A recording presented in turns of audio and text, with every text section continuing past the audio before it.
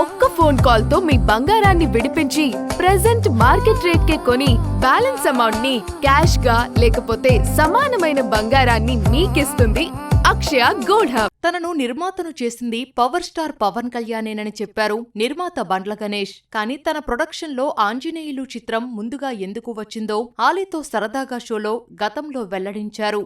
తీన్ mark తర్వాత పవన్ కళ్యాణ్ తో గబ్బర్ సింగ్ ఎలా ఓకే అయిందో ఇంట్రెస్టింగ్ విషయాలు చెప్పారు. ఆ కమెంట్స్ చూసేయండి. నిర్మాత ఎందుకు అవ్వాలనిపించింది? నేను అవ్వాలనిపించలేదన్నా.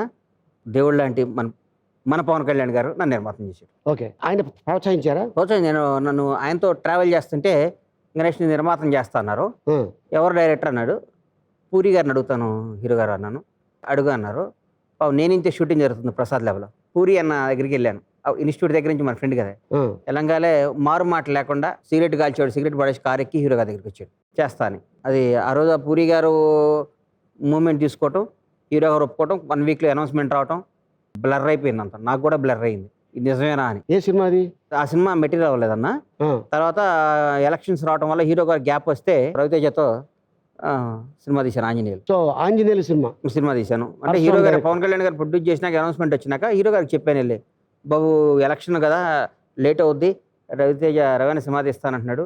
రాజారావుని అడిగాను, అన్న నీకు చేయడం ఎవరంటే ఏంటన్నా చేసేది పవన్ కళ్యాణ్ నాకు సినిమా చేస్తుంటే అని సెట్ చేసి తెలుసు కదా అన్న మనం. ఓకే చేసి చెప్పి మాట్లాడితే పాపం రవి సినిమా చేశాడు.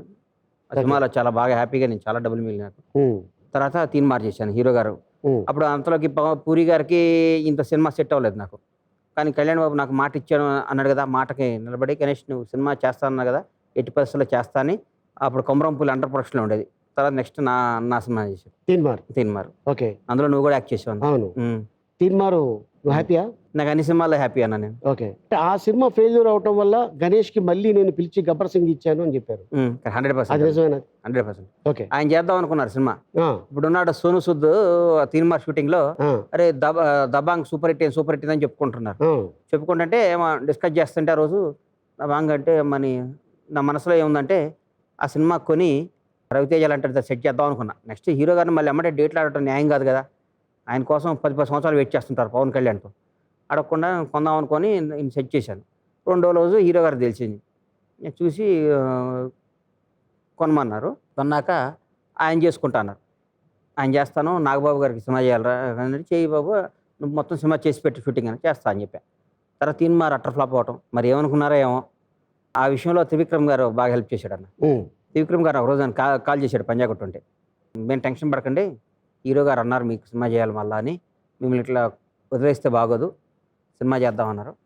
తీన్ మార్ అయిపోయింది కదా, గబ్బర్ సింగ్ చేద్దామన్నారు. అప్పుడు తెలియదు.